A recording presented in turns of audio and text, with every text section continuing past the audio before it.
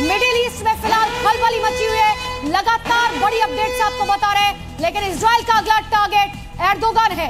तुर्की के मौजूदा राष्ट्रपति है एर्दोगान, और देखिए एक तरफ जंग चल रही है यहाँ ईरान और इजराइल के बीच में, लेकिन इजराइल का अपना अगला टारगेट कौन होगा ये साफ कर दिया है एर्दोगान, जो कि मौजूदा राष्ट्रपति है वहां पर तुर्की के, उनको टारगेट किया जाएगा ये कहा गया है। ये बहुत बड़ी खबर इस वक्त हम आपको बता रहे हैं। तुर्की है जो कि एक ताकतवर देश है, ताकतवर राष्ट्रपति भी है उनके अगर लिहाज से देखा जाए, एर्दोगान के लिहाज से इस्लामिक राजनीति और राष्ट्रवाद को मिलाकर कैसे यहाँ पर एक रीजनल पावर वो बनना चाहते हैं। अब इसी को लेकर माना जा रहा है कि इजराइल ने अपना अगला टारगेट सेट कर दिया है, और अगला टारगेट सीधा सीधा कोई और नहीं बल्कि एर्दोगान होगा। अब आप देखिए कि कैसे इजराइल अपनी क्षमताओं को भी बढ़ाने की कोशिश कर रहा है, अपनी ताकत को भी दिखा रहा है कि यहाँ जंग चल रही है, लेकिन अपना अगला टारगेट कौन होगा वो भी पूरी तरह से सेट कर दिया है। माना यही जा रहा था तुर्की भी जो यहाँ पर कहा गया कि मध्यस्थता होनी चाहिए। अब ऐसे में एक बड़ा टारगेट सेट कर दिया है इजराइल ने।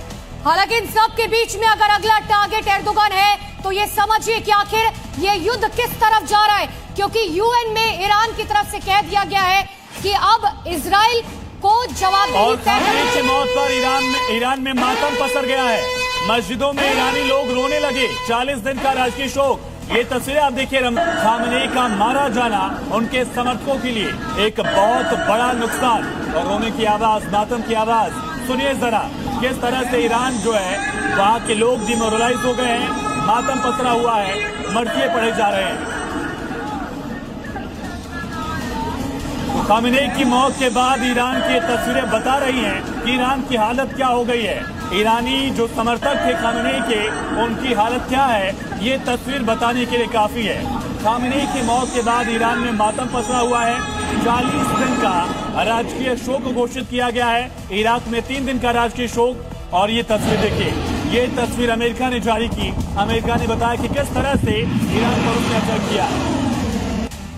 और एक और बड़ी खबर बता देते हैं इसी से जुड़ी हुई जो मिल रही है आपके टेलीविजन स्क्रीन पर। बड़ी खबर देखिए, एक तरफ लोग रोते हुए नजर आ रहे हैं, तो अब अगला टारगेट क्या होगा ये इजराइल ने सेट कर दिया है। खामेनी के बाद अगर अगला कोई टारगेट है तो वो टर्की के राष्ट्रपति इस वक्त एर्दोगान अगला टारगेट होगा, ये इजरायली मीडिया ने कहा। ये वॉर, ये जंग बहुत ज्यादा बढ़ती हुई नजर आ रही है। सिर्फ ईरान को टारगेट यहाँ नहीं किया जा रहा है, और देखिए आप टर्की भी इस वक्त टारगेट पर आ चुका है। 2 अलग अलग तस्वीरें अब आप देख रहे हैं जी न्यूज पर। खामेनी की मौत हुई, बड़ा नुकसान ईरान को पहुंचा, लेकिन अब बदला लिया जाएगा नेतन्याहू को मारकर।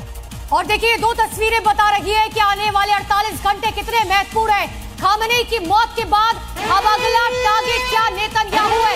एक और बड़ी खबर इस वक्त की, अभी बड़ी खबर, अब तुर्की पर हमला करेगा इजराइल, जैसा कि हम बता रहे हैं, क्योंकि अगला टारगेट इजराइल का है तुर्की के राष्ट्रपति एर्दोगान। हालांकि कल तुर्की ने कहा था मध्यस्थता होनी चाहिए। अमेरिका और इजराइल की तरफ से जो पहला टारगेट किया गया वो गलत है, यूएन को मध्यस्थता करवानी चाहिए, लेकिन इन सब के बीच में अब तुर्की फंसता हुआ दिखाई दे रहा है।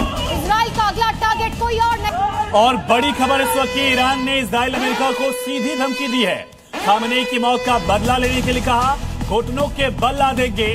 अमेरिका और इजराइल को ये धमकी का, खून की आखिरी बूंद तक ये जंग जारी रहेगी। तो ईरान ने खामेनी की मौत के बाद ये सबसे बड़ी धमकी इजराइल और अमेरिका को दी है, नेतन्याहू और ट्रंप को दी है। कहा खून की आखिरी बूंद तक हम जंग को जारी रखेंगे, आखिरी सांस तक लड़ेंगे, ये कहा गया है ईरान की तरफ से। सबसे बड़ी खबर। और इसी बीच एक और बड़ी खबर,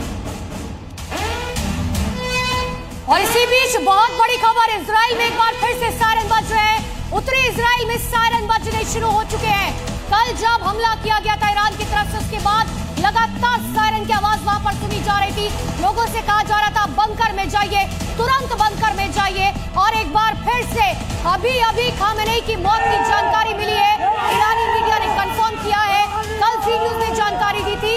और अगले आधे घंटे के अंदर अंदर इजराइल में एक बार फिर से सायरन बजने शुरू हो चुके हैं। और बड़ी खबर ये है कि इजराइल में एक और बड़ा हमला कर सकता है ईरान, और इस बार टारगेट पर सीधे नेतन्याहू हो सकते हैं। और ये जानकारी खुद ईरान की तरफ से दे दी गई, यानी कि अपना टारगेट सेट कर दिया गया है। वहां पर खबर अंदर खाने ये भी है कि तमाम बड़े नेता ऐसे हैं नेतन्याहू समेत, जिनकी सुरक्षा को इस वक्त बहुत ज्यादा बढ़ा दिया गया है, क्योंकि इस वक्त इजराइल जानता है ईरान कभी भी बड़ा हमला कर सकता है। ये तस्वीरें जो आप देख रहे हैं वो बताती है कि अफरा तफरी कैसी है। सायरन बज रहे हैं, तमाम ऐसे रिहायशी इलाके जिसको अब छोड़ने के मूड में ईरान बिल्कुल नहीं है। चुन चुनकर कैसे इजराइल को नुकसान पहुंचाना।